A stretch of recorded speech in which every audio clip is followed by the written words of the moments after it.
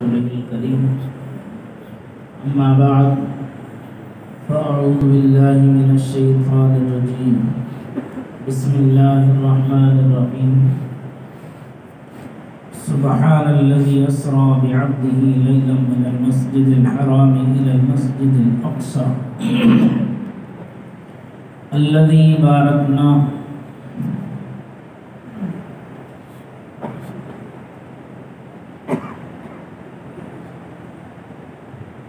حوله لنريه من آياتنا إنه هو السميع البصير صدق الله العلي العظيم وصدق رسوله النبي الأمين الكريم ونحن على ذلك لمن الشاهدين والشاكرين والحمد لله رب العالمين.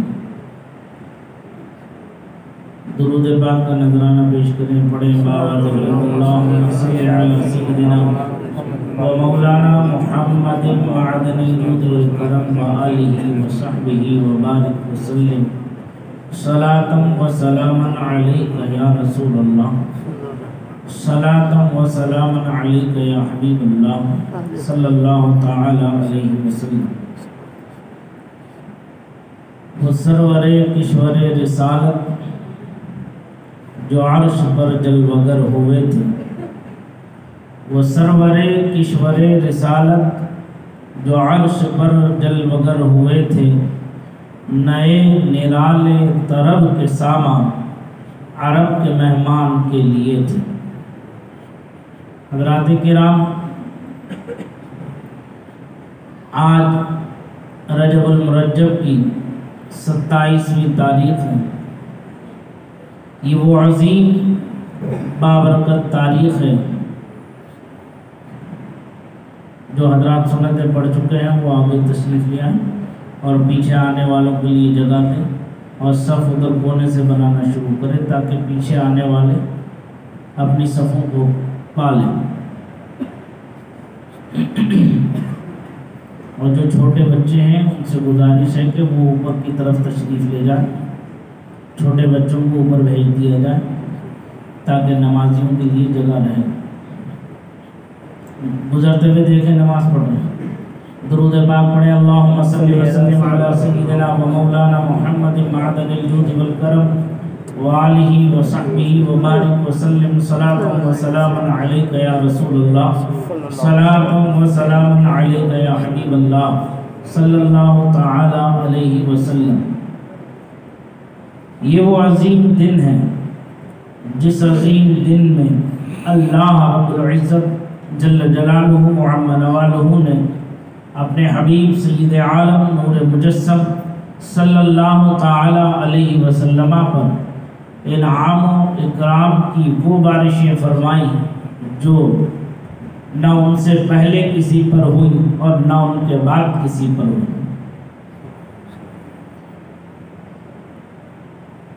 قرآن مقدسہ میں پروردگار نے ارشاد فرمایا سبحان الذی اسری بعبدہ لیلا من المسجد الحرام الی المسجد الاقصی.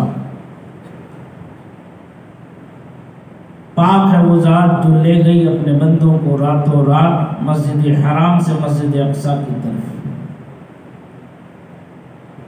یہ مقدس رات وہ ہے جس میں سرکار کو شب معراج کا سفر عطا کیا گیا، یعنی معراج کی، سرکار کے معراج کی رات.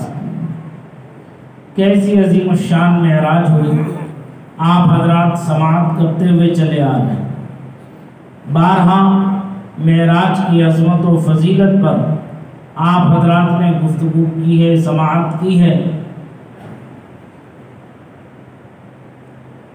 کس شان کے ساتھ اپنے حبیب کو اپنی بارگاہ میں پروردگار عالم نے یاد فرمایا کہ آپ کا سفر اتنا مختصر اور اتنا طویل تھا کہ بستر بھی گرم تھا اور کنڈی بھی ہلتی رہی، اور عرش پر سرکار تشریف بھی لے گئے اور فرش پر تشریف بھی لے گئے. فرش والے تیری شوکت کا علو کیا جانے، فرش والے تیری شوکت کا علو کیا جانے، خسروا عرش پہ اڑتا ہے فریرہ تیرا یا رسول اللہ صلی اللہ علیہ وسلم.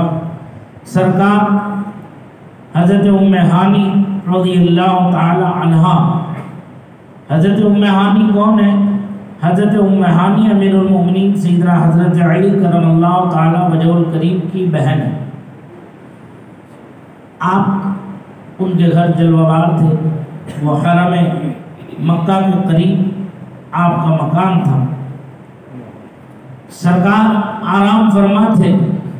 جبریل امین سدراک میں مکین 70,000 ملائکہ کے جھرمٹ سے جلوس کے ساتھ بارگاہ رسالت معاذ علیہ السلام میں حاضر ہوئے. دیکھا اللہ کے رسول صلی اللہ علیہ وسلم آرام فرمائے. اللہ کے حبیب کو کیسے اٹھایا جائے، کیسے جگایا جائے، آواز دینا بے ادبی جانا.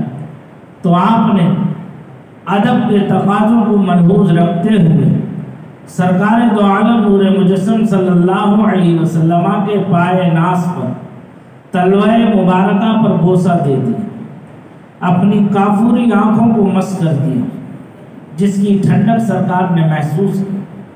سرکار جب چشمان مبارک کھولی تو ارشاد فرمایا، دیکھا جبریل امین ہے. ارشاد فرمایا، کہو جبریل کیسے آنا ہوگا؟ تو جبریل امین نے کہا، یا رسول اللہ علیہ السلام، بعد سلام، اللہ رب العزت جل جلالہ و عم نوالہ نے آپ کو یاد فرمایا.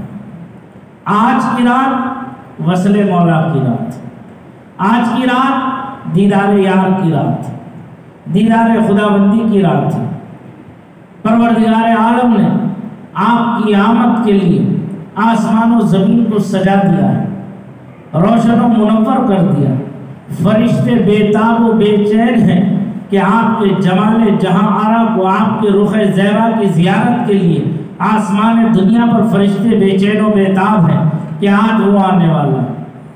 آج وہ عظیم الشان شخصیت آنے والی ہے، وہ عظیم الشان ذات آنے والی ہے جس کے صدقے اور طفیل میں عالم کو وجود بخشا گیا، کائنات کو پیدا کیا گیا. ہر کس و ناقص کو کچھ نہ کچھ ضرور حصہ ملا. اس ذات کی آمد ہے، رب کی زیارت کے لیے حاضر ہو رہے ہیں. لہذا اے حبیب، اللہ نے آپ کو یاد فرمایا، آپ تشریف لے چلے.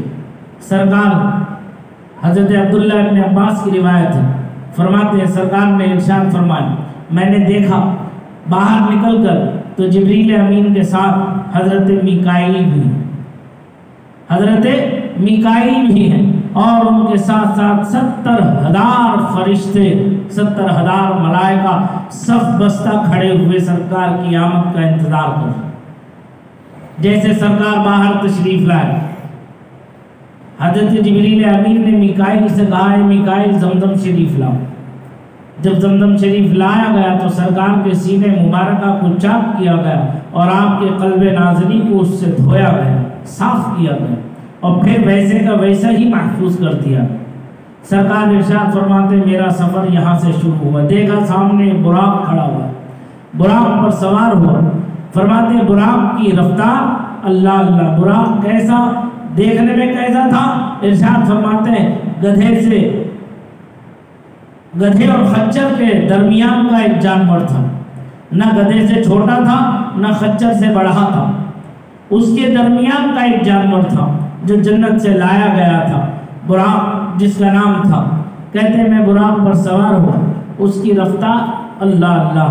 فرماتے ہیں تا حد نظر اس کا ایک قدم پڑتا تھا، یعنی جہاں پر نگاہ پہنچتی تھی یہاں سے وہ قدم اٹھتا تو وہاں پر اس کا قدم دوسرا اگلا پڑتا تھا. اتنی رفتار اس براق کی تھی. سرکار ارشاد فرماتے ہیں میں نے سفر شروع کیا جبریل کے ساتھ فرشتوں کے جھرمٹ میں. چند مقامات بیت المقدس سے جانے سے پہلے آئے جہاں پر سواری کو روکا گیا. ایک مقام پر جب سواری روکی، جبریل امین نے کہا، اے اللہ کے رسول یہاں تشریف فرماؤ اور یہاں دوگانہ ادا کر لیں. جب سرکار نے دوگانہ ادا کیا تو جبریل امین نے پوچھا، یا رسول اللہ آپ جانتے ہیں یہ کون سا مقام ہے جہاں آپ نے دوگانہ ادا کیا؟ سرکار ارشاد فرماتے ہیں جبریل تم بتاؤ کون سا مقام ہے؟ کہتے ہیں سرکار یہ طور سینا ہے. یہ طور سینا ہے۔ طور سینا کون سی جگہ ہے؟ یہ وہ مقدس اور بابرکت جگہ ہے جہاں اللہ کے پیغمبر حضرت موسیٰ علیہ نبینا علیہ السلام پروردگار عالم سے کلام کرتے تھے، جس کی وجہ سے آپ کو کلیم اللہ کا لقب عطا کیا گیا۔ یہ وہ مقدس و بابرکت جگہ۔ سرکار وہاں سے پھر سوار ہوتے، پھر آگے کی منزل کی طرف تشریف لے جاتے۔ فرماتے ایک جگہ اور مجھے روکا گیا، وہاں اترنے کے لیے کہا، میں اترا اور میں نے پھر وہاں دوگانا ادا کی۔ جبریل نے کہا، پھر جبریل نے مجھ سے پوچھا، اللہ کے رسول جانتے ہیں یہ کون سی جگہ ہے؟ جبریل سے سرکار نے ارشاد فرمایا، جبریل تم بتاؤ کون سی جگہ ہے؟ تو حضرت جبریل امین کہتے ہیں، یا رسول اللہ یہ بیت الحم، یہ بیت الحم ہے۔ بیت الحم کون سی جگہ ہے؟ فرماتے ہیں یہ وہ مقدس جگہ ہے جہاں حضرت عیسیٰ ابن مریم کی پیدائش ہوئی، یہاں حضرت عیسیٰ ابن مریم پیدا ہوئے۔ یہ وہ مقدس و بابرکت سرزمین ہے، یہ وہ مقدس و بابرکت جگہ ہے بیت اللہ۔ فرماتے پھر ہم نے سفر شروع کیا، بیت المقدس تک پہنچے، وہاں دیکھا انبیاء و مرسلین کی جماعت در جماعت جلوہ ہے بیت المقدس شریف میں، اور صف بستہ کھڑے ہوئے امام کے منتظر ہیں۔ اب یہ تھا کہ امام کون بنے گا، نماز کون پڑھائے گا؟ جبریل امین نے سرکار سے عرض کیا، یا رسول اللہ آگے بڑھے مصلی پر اور امامت فرماتے۔ سرکار فرماتے میں آگے بڑھا، وہاں سے امامت کی، اور امامت کرنے کے بعد پھر میں نے اپنا سفر آگے کی طرف شروع کر دیا۔ کہتے ہیں زمین سے آسمانی دنیا کا سفر ہم نے شروع کیا۔ جب آسمانی دنیا کا سفر شروع کیا، فرماتے پہلے آسمان پر میں پہنچا، ہم پہنچے پہلے آسمان پر۔ جبریل امین نے دروازہ کھٹکھٹایا، آواز اندر سے آئی، کون ہے؟ کہا جبرائیل۔ کہا آپ کے ساتھ کون ہے؟ کہا محمد الرسول اللہ صلی اللہ تعالی علیہ وسلم۔ کہا کیا یہ بلائے گئے ہیں؟ کہا ہاں بلائے گئے ہیں، لہذا دروازہ کھولا جاتا ہے، فرشتے اندر استقبال کے لیے کھڑے ہوتے ہیں، وہاں بھی شان کے ساتھ استقبال سرکار کا ہوتا ہے۔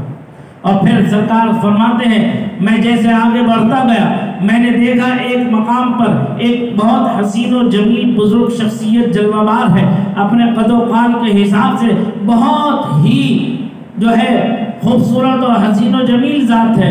فرماتے ہیں وہ ایک جگہ بیٹھے ہوئے ہیں، اور جب داہنی جانب دیکھتے ہیں تو خوش ہوتے ہیں، مسکراتے ہیں، اور جب بائیں جانب نظر کرتے ہیں تو رنجیدہ ہوتے ہیں، اس محلال کی کیفیت پیدا ہو جاتی ہے۔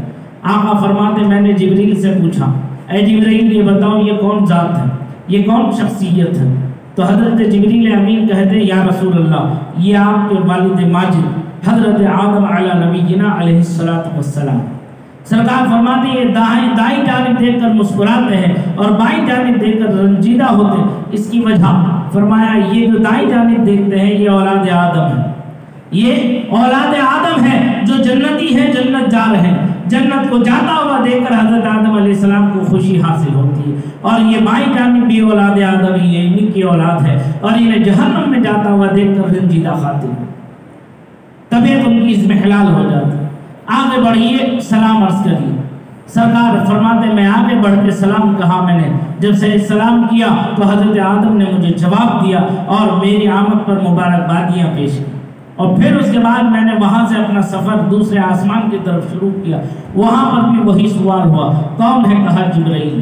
کہا آپ کے ساتھ کون ہے؟ محمد مصطفیٰ ہے صلی اللہ علیہ وسلم۔ فرماتے کیا بلائے گئے؟ کہاں بلائے گئے ہیں۔ دروازہ کھولا جاتا، استقبال ہوتا، اس شان کے ساتھ کہ بس فرش والے تیری شوکت کا علو کیا جانے، خسرو عرش پہ اڑتا ہے کھڑے رہتے ہیں۔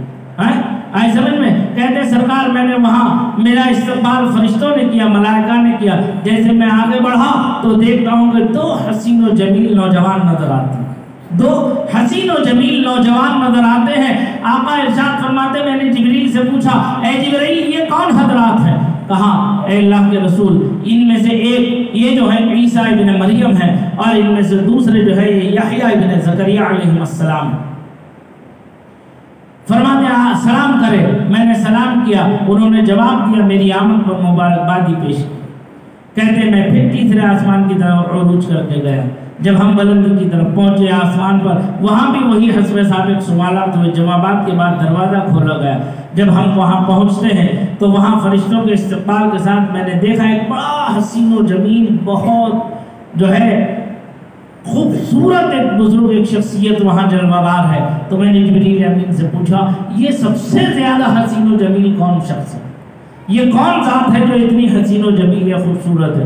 تو حضرت جبریل امین کہتے ہیں اللہ کے رسول یہ حضرت یوسف علیہ السلام، یہ حضرت یوسف علیہ السلام ہے جنہیں اللہ نے حسن و جمال سے مالا مال کیا، جن کے حسن و جمال پر مصر کی عورتوں نے اپنی انگلیاں کاٹ دی تھی. یہ وہ حضرت یوسف علیہ السلام. کہا آگے بڑھ کے سلام کریں. سرکار فرماتے میں نے سلام کیا، انہوں نے جواب دیا اور میری آمد پر خوشی کا اظہار. کہتے پھر وہاں سے ہم چوتھے آسمان کی طرف چلے. جب چوتھے آسمان پر چلے حسب سابق وہی سوالات ہیں. سوالات کے بعد کہتے ہیں دروازہ کھلا، استقبال ہوا. میں نے وہاں بھی ایک ایسی عظیم شخصیت کو دیکھا تو میں نے جبریل سے پوچھا کہ یہ کون ہے؟ تو کہنے لگے اللہ کے رسول یہ حضرت ادریس علیہ السلام. کہتے ہیں وہاں سلام علیہ کے بعد مبارکبادی پیش کی گئی. پھر اس کے بعد میں پانچویں آسمان کی طرف عروج کر کے گیا. وہاں بھی وہی سوالات حسب سابق ہوئے. وہاں بھی ایک شخصیت سے ملاقات ہوئی.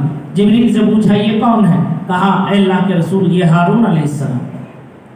وہاں حضرت ہارون علیہ السلام سے ملاقات کے بعد کہتے ہیں میں چھٹے آسمان کی طرف اونچ پہنچا. چھٹے آسمان پر بھی وہی سوالات ہوئے، وہی جوابات دیے گئے. اور پھر جب میں پہنچا اندر تو دیکھا ایک حسین و جمیل ذات جس کے چہرے پر روب و جلال کے بھی آثار ہیں. کہتے ہیں کہ وہ موجود تھی. میں نے جبریل سے پوچھا ہے جبریل یہ کون ہے؟ تو کہا اے اللہ کے رسول یہ حضرت موسیٰ علیہ نبینا علیہ السلام ہے جو کلیم اللہ. کہتے ہیں سرکار فرماتے ہیں میں آگے بڑھ کے میں نے سلام کیا تو انہوں نے مجھے جواب دیا وعلیکم السلام یا اخی صالح، اے میرے پیارے بھائی میرے عزیز دوست آپ پر بھی سلامتی ہو. اور سلام کرنے کے بعد میں حضرت موسیٰ علیہ السلام نے کہا ایک جملہ بہت پیارے انداز میں. کہتے ہیں کہ لوگ سمجھتے ہیں کہ میں اللہ کا سب سے زیادہ مقرب پیغمبر ہوں. انہیں کیا معلوم کہ مجھ سے بھی زیادہ کوئی عظیم شخصیت اور ہے. حضرت موسیٰ علیہ السلام کے جملے سن کر سرکار فرماتے میں آگے کی طرف پہنچا. جب آگے کی طرف میں بڑھا ساتویں آسمان کی طرف حسب سابق وہی سوالات کے بعد جب اندر داخل ہوا تو دیکھا کہ ایک بہت حسین و جمیل سما ہے وہاں پر، اور ایک حسین و جمیل خوبصورت ایک عمارت ہے جسے بیت المعمور کہا جاتا ہے. بہت وہ جو ہے بیت المعمور کہا جاتا ہے. وہاں ٹیک لگائے بہت حسین و جمیل ایک بزرگ بیٹھے ہوئے ہیں، اسے ٹیک لگائے ہوئے. میں نے جبریل امین سے پوچھا کہ یہ کون ذات ہے؟ تو حضرت جبریل امین کہتے ہیں اللہ کے رسول یہ آپ کے جد امجد سیدنا حضرت ابراہیم خلیل اللہ علیہ السلام ہے. آگے بڑھے سلام عرض کریں. جیسے آگے بڑھ کر سلام کرتے ہیں تو سر حضرت ابراہیم خلیل اللہ علیہ السلام جواب دیتے ہیں وعلیکم السلام میرے عزیز پیارے بیٹے تم پر بھی سلامتی ہو. اللہ تعالیٰ نے آج تمہیں وہ مقام مرتبہ عطا فرمایا جو نہ تم سے پہلے کسی کو ملا نہ تمہارے بعد کسی کو ملے گا. یہ مقام و منصب یہ تمہارا یہ حادثہ ہے، تمہیں مبارک.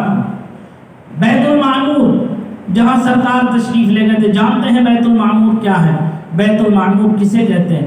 بیت المعمور وہ مقدس اور پاکیزہ جگہ ہے جو ہمارا آج کعبۃ اللہ ہے، جس کا ہم طواف کرتے ہیں، حج بیت اللہ کے لیے جاتے ہیں. اس کعبے کی بالکل سیدھو سیدھ آسمان دنیا پر ایک اور کعبہ ہے. بالکل اسی کی سیدھ میں ایک اور کعبہ ہے جسے بیت المعمور کہا جاتا ہے. وہ فرشتوں کا کعبہ ہے. وہ ملائکہ اس کا ہمیشہ 24 گھنٹے طواف کرتے رہتے ہیں. فرماتے ہیں 10,000 کروڑ 70 لاکھ فرشتے تقریباً روزانہ اس کے طواف کے لیے آتے ہیں، حاضری دیتے ہیں وہاں بیت المعمور پر. اور حدیث پاک میں فرمایا گیا جو ایک مرتبہ آ جائے اسے صبح قیامت تک آنا نصیب نہیں ہوتا. اتنے فرشتے ہیں اللہ تبارک و تعالیٰ کا، اتنا بڑا لشکر ہے ملائکہ کا پروردگار عالم کا، جو ایک مرتبہ وہاں آ جائے اسے زندگی میں دوبارہ موقع نصیب نہیں ہوتا آنے کا وہاں پر. جیسے کہ حضور سید عالم نور مجسم صلی اللہ تعالی علیہ وسلم کے روضہ مبارکہ پر صبح 70,000 فرشتے اور شام 70,000 فرشتے زیارت کے لیے آتے ہیں، اور جو ایک مرتبہ یہاں آپ کے زیارت روضہ رسول کر کے چلے جاتے ہیں انہیں صبح قیامت تک آنا نصیب نہیں ہوتا. ایسے ہی بیت المعمور کا طواف کرنے والے انہیں صبح قیامت تک ایک بار آنے کے بعد دوبارہ آنا میسر نہیں ہو.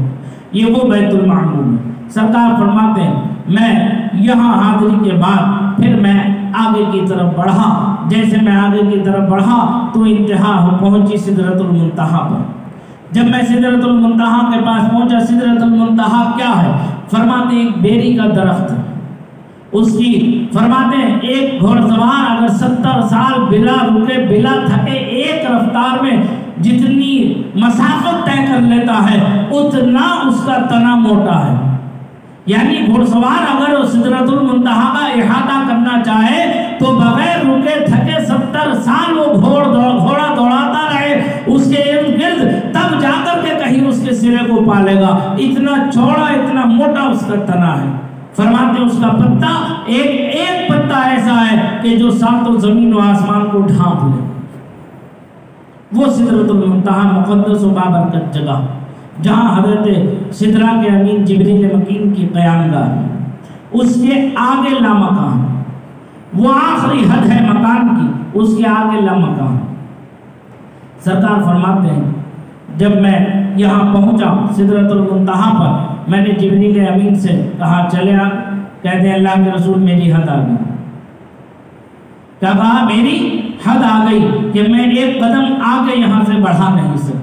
اگر میں ایک قدم آگے بڑھاؤں گا تو میرے بالوں پر جل کر خاکستر ہو جائیں.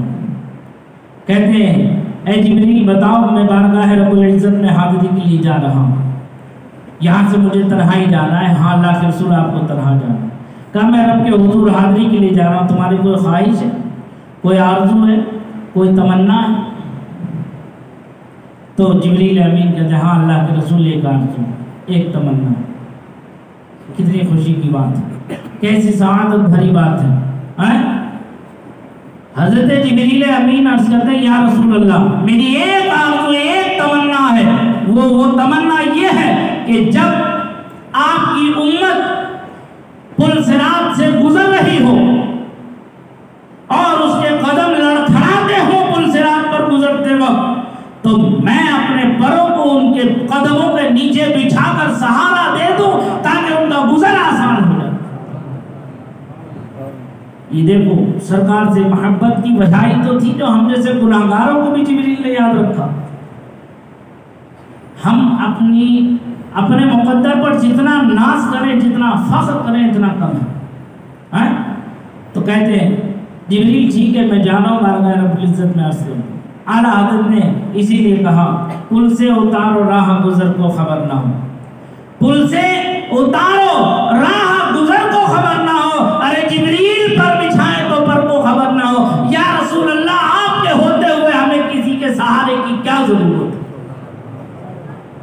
ہمارے لیے آپ کا سہارا آپ کی ذات کافی ہے ہمارے لیے.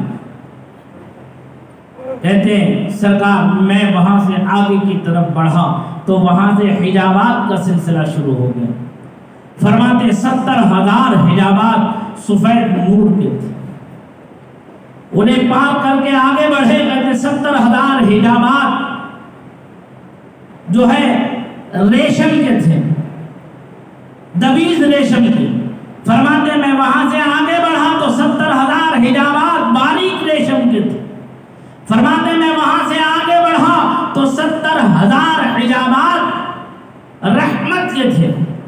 فرماتے ہیں میں جب وہاں سے آگے بڑھا تو 70,000 حجابات اس کی قہاری اور جباری کی تھی. پھر فرماتے ہیں میں اتنا آگے پہنچ گیا فَقَانَ قَابَ قَوْسَيْنِ أَوْ أَدْنَىٰ، تیر کے دو کمانوں کے درمیان یا اس سے بھی زیادہ کم، اس سے بھی بہت کم. میں اتنا قریب سے اپنے رب کی زیارت کی، اپنے سر کی آنکھوں سے میں نے اپنے رب کی زیارت کی. اور پھر وہاں سے عرض و معروض کے بعد اپنے حبیب سید عالم نور مجسم صلی اللہ علیہ وسلم کو پروردگار عالم نے ایک عظیم الشان تحفہ عطا کیا.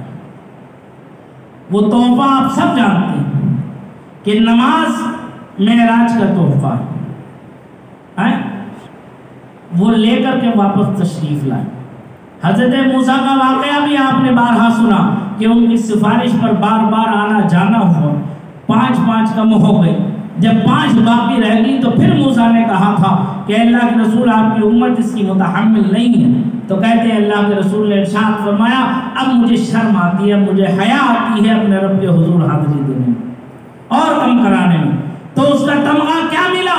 اعلان ہوا ہے میرے حبیب ادائیگی بھی تو یہ 5 ہے لیکن ثواب میں اس کی 50 کی اہمیت۔ آپ کی امت 5 پڑھے گی لیکن ثواب میں اس کے 50 لکھا جائے گا۔ یہ کس کے صدقے میں ملا؟ حضور سید عالم صلی اللہ علیہ وسلم۔ دیکھو بڑے عجیب سی بات ہے نا یہ۔ آج ہمیں کوئی دنیا دار شخص، کوئی منتری، M P, M L A یا محلے کا کوئی ممبر یا ضلع ادھیکاریوں میں سے کوئی شخص ہمیں بلا کر شال اڑا دے، ایک ہار کاغذ کا ہمارے گلے میں ڈال دے، تو ہم اسے کیا کرتے ہیں؟ اس کا کوئی تمغہ دے دے تو ہم اس تمغے کا کیا کرتے ہیں؟ ہم لاتے ہیں اسے گھر میں ایسا پیشتاب جہاں سب آنے جانے والے، جسے بیٹھک کہہ لیں، آفس کہہ لیں، ملاقات کی جگہ کہہ لیں، ہم وہاں اسے سجا کر سنوار کر رکھ دیتے ہیں۔ رکھتے نہیں رکھتے؟ کیوں؟ اس لیے کہ آنے والے پر اس تحفے کا اثر مرتب ہو جائے کہ بھائی میرا تعلق فلاں ایم ایل اے سے، فلاں منتری سے، فلاں منسٹر سے، فلاں ضلع کے بڑے ادھیکاری سے، اس نے مجھے یہ تحفہ دیا ہے، اس نے مجھے یہ تمغہ دیا ہے، حالانکہ اس کی کوئی حیثیت نہیں ہے۔ کوئی حیثیت؟ کاغذ کے ٹکڑے کی کوئی حیثیت ہے؟ نہیں ہے۔ تو ہم اس دنیاوی حقیر و ذلیل تحفوں کا اتنا اہتمام کرتے ہیں، اس اللہ رب العزت وحدہ لا شریک نے معراج جیسی شب مبارکہ کے اندر اپنے حبیب سید عالم صلی اللہ علیہ وسلم کو نماز جیسا عظیم تحفہ دے کر کے بھیجا۔ اے مسلمانوں ذرا دل پر ہاتھ رکھ کے بتا دو کہ تم کتنی اس کی قدردانی کر رہے ہو، کتنی ناقدری کر رہے ہو۔ اس عظیم تحفے کو کیسے برباد کر رہے ہو، اس عظیم تحفے کی کیسے حقارت کر رہے ہو، اس عظیم تحفے کی کیسی ناقدری کر رہے ہو۔ اللہ کے رسول نے تو فرمایا میری معراج تو شب معراج ہے، اور یاد رکھو میرے امتیوں تمہاری معراج الصلاۃ معراج المؤمنین، نماز مومنوں کی معراج ہے۔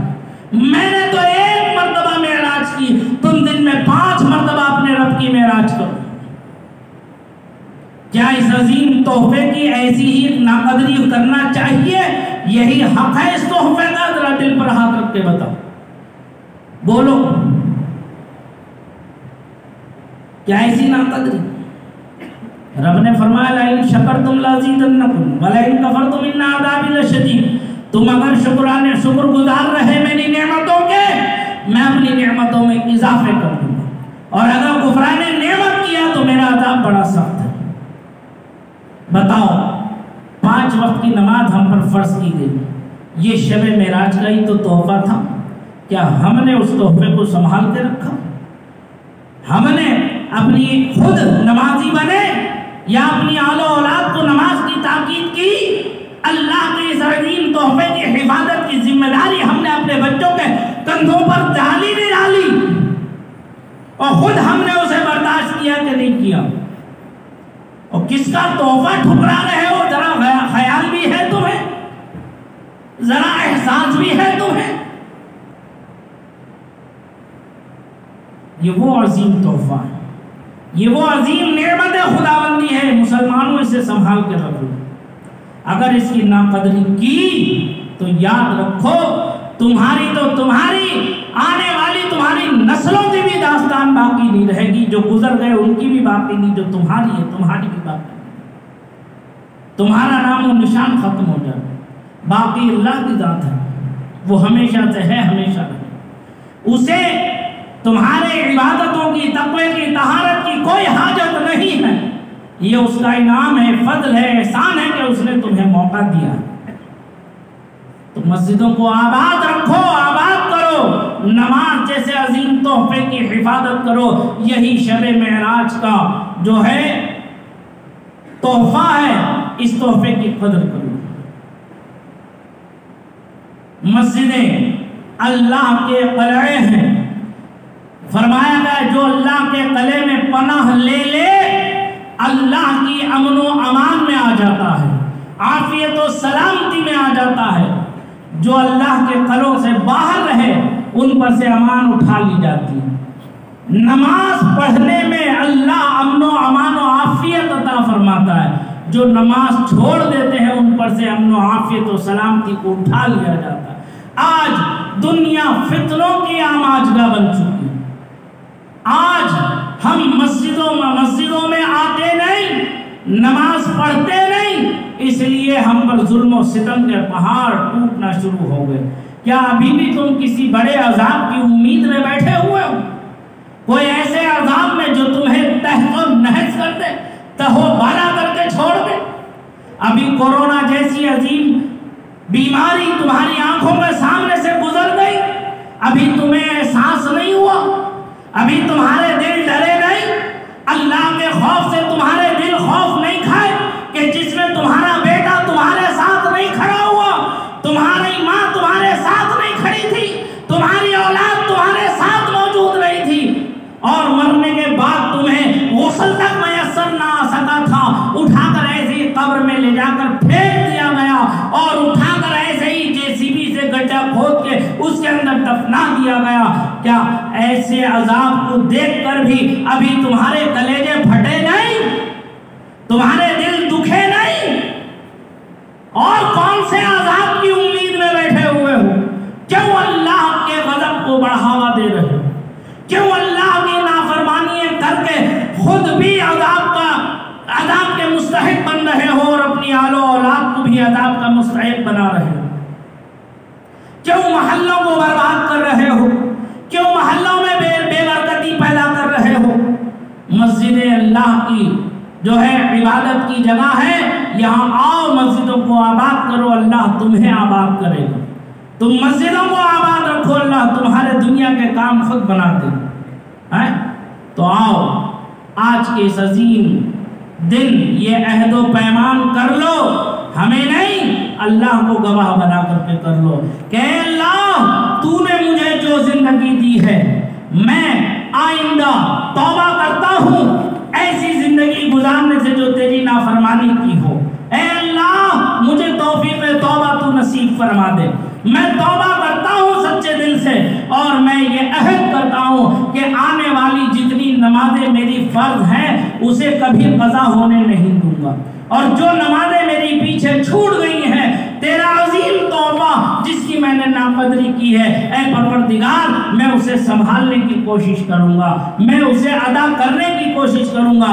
پچھلی قضا نمازوں کو ادا کرنے کا ارادہ کر لو، اور آئندہ کوئی نماز جماعت کے ساتھ مت چھوڑو، باجماعت تکبیر اولیٰ کے ساتھ نماز پڑھنے کا ارادہ کر لو. معلوم ہے جب تم یہ ارادہ کر لو گے اللہ کی رحمت کیسی وسیع اور عظیم ہے کہ تم نے دن 2 دن، مہینہ 2 مہینہ، سال 2 سال کی نمازیں اپنی پچھلی پڑھ لی، زندگی نے وفا نہ کی، ملک الموت آ گئے، وعدہ الہی پورا ہو گیا اور دنیا سے رخصتی کا وقت آ گیا. تو یاد رکھو تمہیں خوشخبری ہوگی ایسے موقع پر جو یہ نیت و ارادہ کر کے آج اٹھے کہ میں آئندہ نماز قضا نہیں ہونے دوں گا، پچھلی جو قضا ہو چکی ہے ان کی ادائیگی کروں گا. تو ایسے شخص کے لیے یہ خوشخبری ہے کہ جب وہ دنیا سے رخصت ہو جائے گا تو اس کی جتنی باقی نمازیں رہ گئی ہیں وہ سب ادائیگی میں شمار ہو جائیں گی. اللہ کریم ہے، رؤوف الرحیم ہے، وہ پچھلی تمہاری ساری خطاؤں کو معاف فرما کر وہ ساری نمازیں تمہاری ادائیگی میں شمار ہو جائیں گی.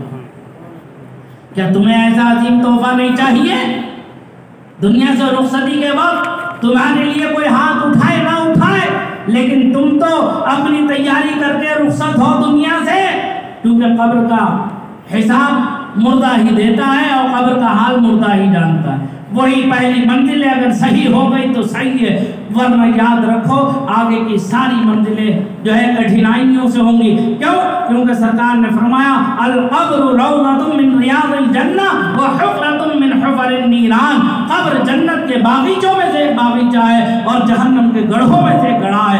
اگر تم نے کامیابی کے ساتھ زندگی گزار لی، اللہ کی رضا کے حصول میں زندگی گزار لی، تو یاد رکھو قبر تمہارے لیے جنت کا باغیچہ ہوگی، اور اگر تم نے رب کی نافرمانیوں میں زندگی گزاری تو قبر تمہارے لیے جہنم کے گڑھوں میں سے ایک عظیم گڑھا ثابت ہو جائے۔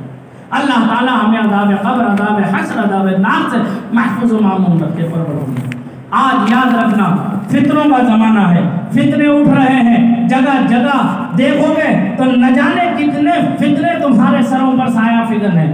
ایسے فتنوں سے بچنے کے لیے مسجد ہی تمہارے لیے پناہ گاہ ہے، علماء کی صحبتیں تمہارے لیے ڈھال ہیں، علماء کی صحبتوں میں بیٹھو، قرآن و حدیث کو سیکھو، کبھی گمراہ نہیں ہوگے، کبھی راہ راست سے نہیں بھٹکو گے۔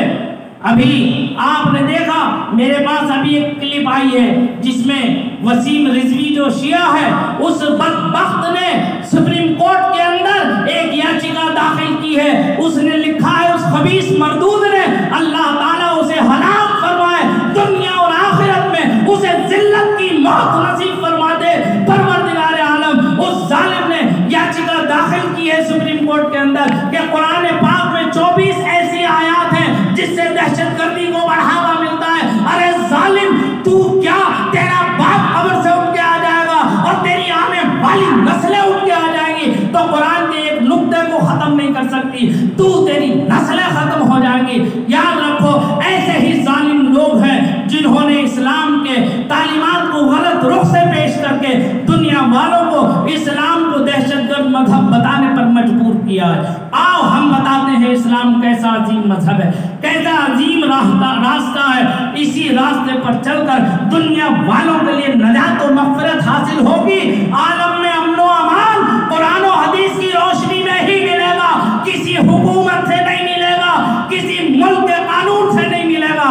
عالم میں امن و امان چاہتے ہو، قرآنی تعلیمات کو عام کر دو، سرکار کے فرامین کو عام کر دو، ایک دوسرے کے حقوق اللہ اور حقوق العباد کی صحیح طریقے سے اس کی ڈیفینیشن کو بتا دو، سمجھا دو، تب یہ معاملہ حل ہوگا۔ لیکن یہ کیسے حل ہوگا جب تم خود مسجد کو نہیں آؤ گے، مسجدیں ویران کرو گے، تو یہ پیغام کون پہنچائے گا دوسرے قوموں تک؟ اے مسلمانوں یاد رکھو ایسے لوگ گمراہ ہیں، دنیا میں بھی ذلیل ہیں، دنیا میں بھی رسوا ہیں، اور آخرت میں تو انہیں جہنم کا سب سے بڑا گہرا ٹھکانہ ملے گا۔ وسیم جیسے بدبخت کو اللہ تبارک و تعالی تباہ فرما دے، ہلاک فرما دے، برباد فرما دے، اس کو اس کی جمعیت کو بکھیر دے پروردگار عالم۔ اور آج کئی فتنے ایسے اٹھ رہے ہیں جس میں اہل بیت اطہار کی محبت میں صحابہ کرام کی عظمتوں سے منہ چڑھا رہے ہیں۔ یاد رکھو صحابہ سب کے سب عادل ہیں، سب کے سب عادل ہیں۔ یاد رکھنا کسی صحابی کی بارگاہ میں کوئی بے ادبی گستاخی نہیں ہونا چاہیے۔